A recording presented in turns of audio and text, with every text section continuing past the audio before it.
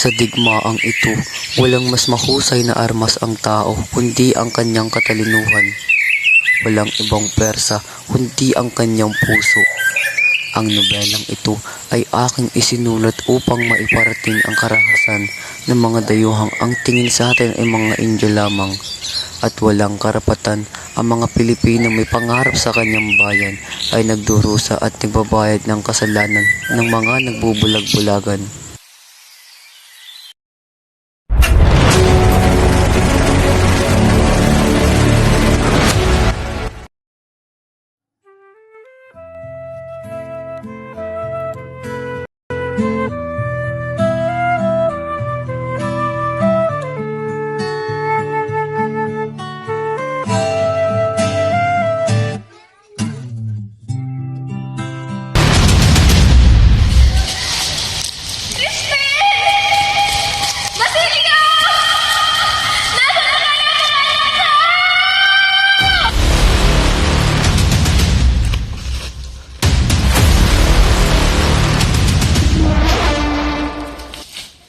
Bara, magigit sa mga Kastila.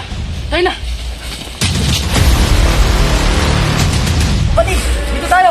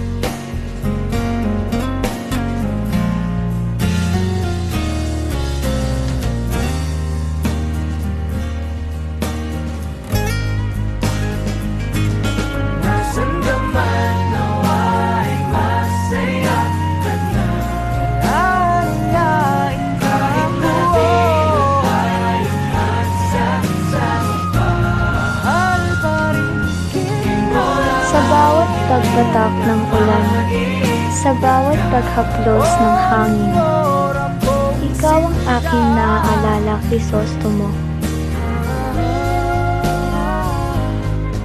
Kung hindi man tayo itinadhana sa mundong ito, magkikita tayong muli sa kabilang buhay. Paalam, mahal kong Ibarra, hanggang sa muli nating pagkikita.